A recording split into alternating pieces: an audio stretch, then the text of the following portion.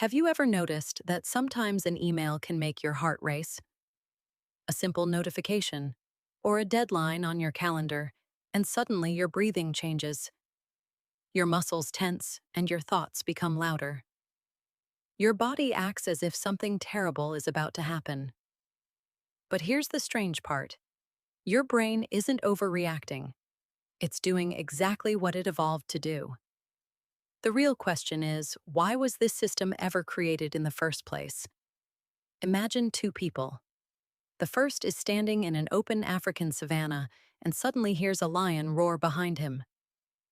The second is sitting safely in an air-conditioned office when an email arrives with the subject line, "We need to talk."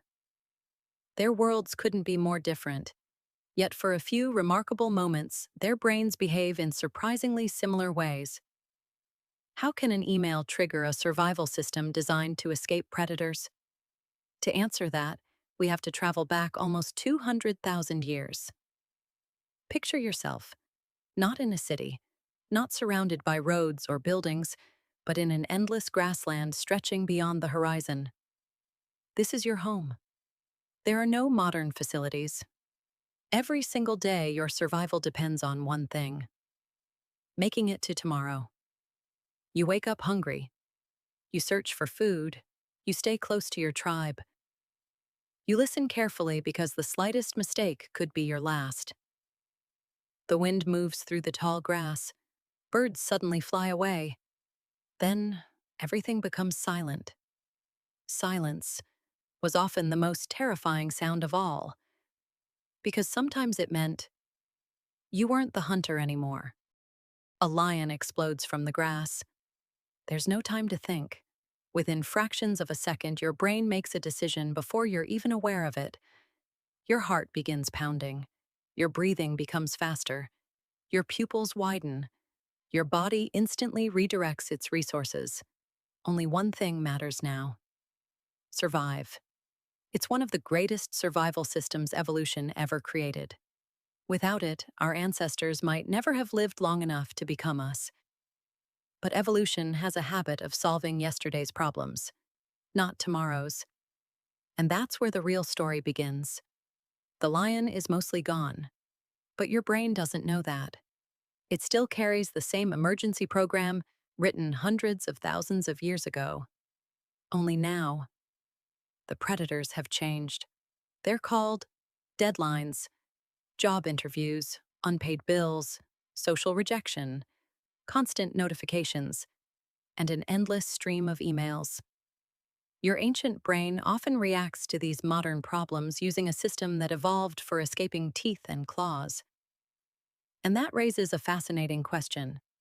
If our brains were built for a completely different world, what else are they getting wrong? To answer that, we first need to understand what actually happens inside your brain during those first few seconds when stress takes control. Because once you see the machinery, you'll never look at your own anxiety the same way again. Think back to the last time you felt genuinely stressed. Maybe it was before an important exam, a presentation, an interview, or perhaps just seeing your phone light up with a message you weren't expecting. It all happened so quickly that you probably never asked yourself, who actually decided I was in danger? Because here's something remarkable. There is a part of your brain that's constantly scanning your world even before your conscious mind catches up. And it has one job: keep you alive. But here's the twist. This ancient guardian isn't interested in whether you're actually in danger, only whether it believes you are. Deep inside your brain, hidden beneath the layers responsible for language, logic, and planning, sits a small almond-shaped structure called the amygdala. You can think of it as your brain's emergency alarm system. Every second, it silently asks one question: could this kill us? Most of the time, the answer is no. So you continue your day without ever noticing it, but occasionally, something catches its attention. A loud noise, someone shouting your name unexpectedly, a car suddenly swerving toward you, or an email from your boss with no context. Oddly enough, your amygdala isn't very good at reading office politics. It wasn't designed for meetings, performance reviews, or unread emails. It was designed for something much simpler: predators. And once that alarm goes off, your body begins changing before you've even finished reading the message. Scientists have discovered that your brain can begin preparing for danger before you're consciously aware of what's happening. Imagine hearing a sudden crash behind you. You'll probably turn around before you've had time to think, "What was that?" That's because survival couldn't wait for careful analysis. Evolution favored speed over certainty. Better to mistake the wind for a lion than mistake a lion for the wind. In other words, your brain evolved to make false alarms, because a false alarm wastes energy, but missing a real threat could cost your life. And that's exactly where modern life begins to create a problem. Because today, the alarms rarely stop. The moment your brain believes you're in danger, it presses a biological panic button. Within seconds, your adrenal glands release adrenaline. Your entire body reorganizes itself around one mission: escape. It's an astonishing system, beautifully engineered by millions of years of evolution. And when you're actually running from a predator, it's exactly what you want. But what happens when there's nowhere to run? Imagine receiving a difficult email. Your heart speeds up. Your body is screaming, "Run!" while your calendar quietly says, "Meeting starts in 2 minutes." It's almost absurd when you think about it. A survival system perfected over hundreds of thousands of years is now being activated by spreadsheets. If this happens once, it's not a problem. In fact, it's helpful. But what if it happens 10 times a day? 20? Every single day for years? That's when another player quietly enters the picture. Cortisol. You've probably heard it called the stress hormone. But cortisol isn't your enemy. In the right amount, it's incredibly useful. It helps keep you alert, focused, ready to respond. The problem isn't cortisol itself. The problem is living in a world that keeps asking your brain to produce it over and over again. The consequences go far beyond feeling stressed.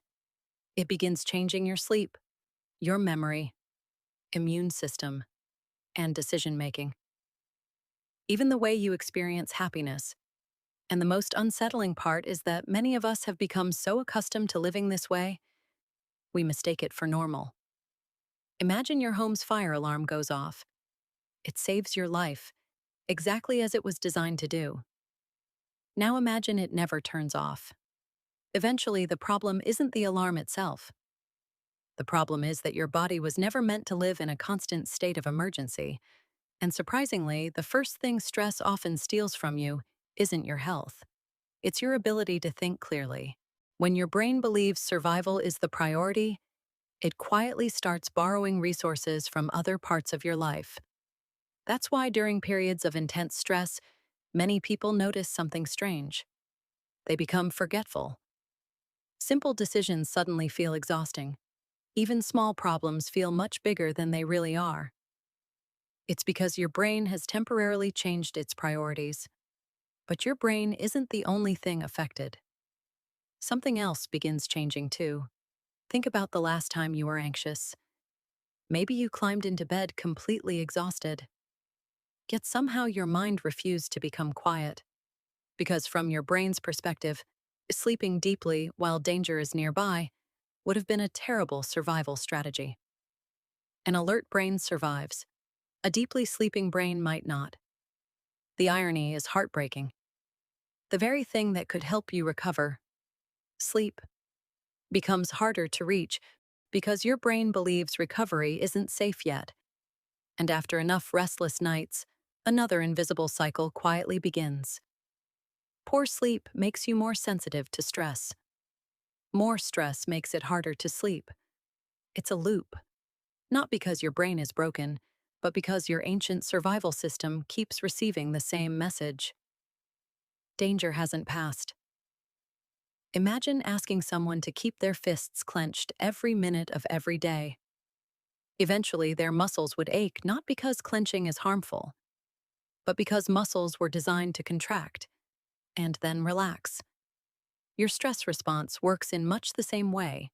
It's meant to activate, resolve the threat, then switch off. Modern life often interrupts that final step, which raises an important question. If our bodies are expecting the danger to end, why doesn't our brain realize that the lion was only an email? To your conscious mind, an angry email might simply be an inconvenience. But to the ancient parts of your brain, social rejection and threats to your livelihood can still carry enormous weight.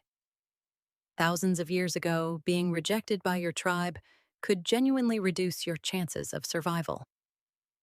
Being unable to gather food or losing your place in the group had real consequences.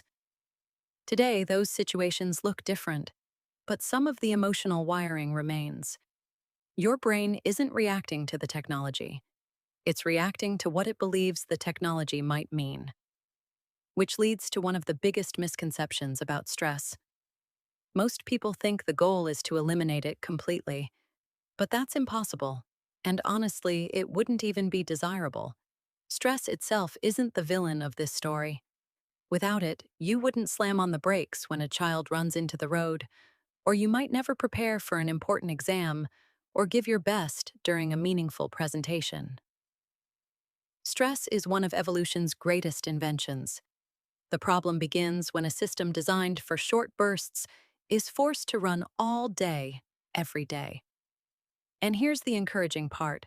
Once you understand what your brain is trying to do, something remarkable happens. You stop fighting against your own biology. Instead, you begin working with it. So if we can't simply switch off a survival system that's been shaped over hundreds of thousands of years, what can we do?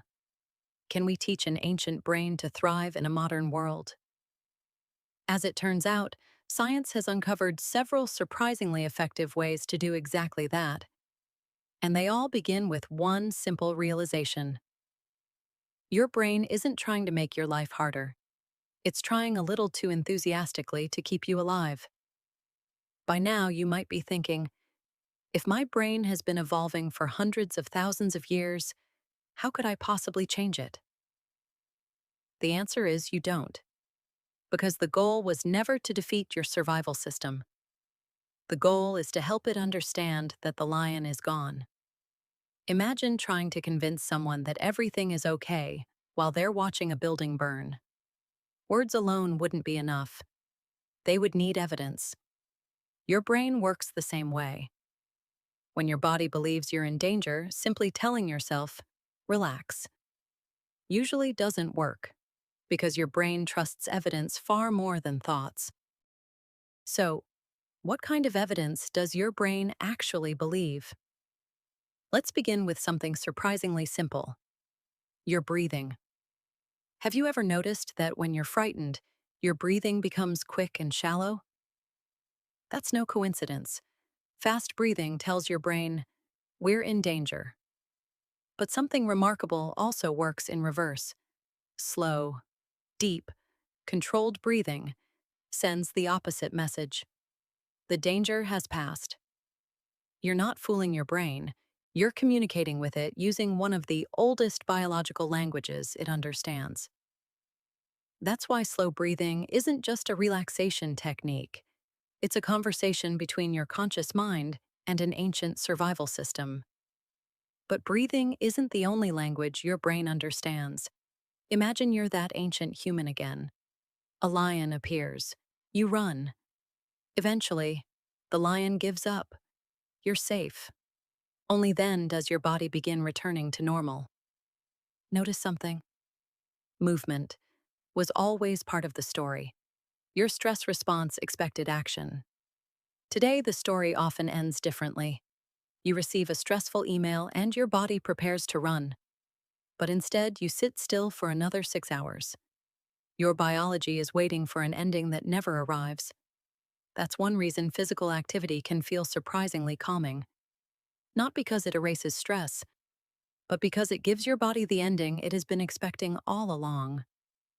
But here's something even more fascinating. Sometimes the biggest danger isn't outside your brain. It's inside the stories your brain tells itself. Imagine your phone rings late at night. Immediately, your heart begins racing. Something terrible must have happened. Then you answer. It's just a friend calling from another country. Instantly, your body relaxes. What changed? Not the phone, not the sound, only the meaning. Your brain doesn't react only to events, it reacts to the meaning it assigns to those events. A presentation can become proof that you're about to fail, or an opportunity to share something valuable. The event stays exactly the same, but your brain prepares for two very different futures. And perhaps the most important lesson of all has nothing to do with stress itself. Many people spend years believing, I'm just bad at handling pressure. I'm too anxious.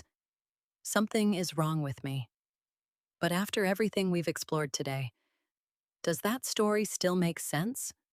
Or is it possible that your brain has simply been trying a little too hard to protect you? Understanding this doesn't make stress disappear, but it changes your relationship with it. Instead of seeing your body as an enemy, you begin seeing it as an overprotective friend, one that occasionally mistakes a calendar notification for a charging lion. And once you see that, something surprising begins to happen. Every time you recognize your stress response, instead of immediately believing it, you create a small moment of awareness, a tiny pause, just enough to ask yourself, am I actually in danger? Or is my ancient brain simply following an old survival script? That single question might only take a few seconds, but over time, those seconds can completely change how you experience pressure, uncertainty, and even fear. Because awareness is where choice begins. Our ancestors survived because they had a brain that expected lions. We inherited that same remarkable brain. The difference is, our lions now arrive through glowing screens, meeting reminders and silent notifications. The world changed far faster than evolution ever could. But understanding that gives us something our ancestors never had: the ability to recognize the ancient code running beneath our modern lives. Perhaps your brain isn't broken. Perhaps it's ancient. And maybe the first step toward a calmer life isn't trying to become someone else. It's learning why you've been the way you are all along. If you enjoyed exploring the science of stress, fight or flight response, human evolution, psychology, neuroscience, and how your brain responds to anxiety, work stress, cortisol, and modern life, consider subscribing for more videos that uncover the hidden science behind everyday questions.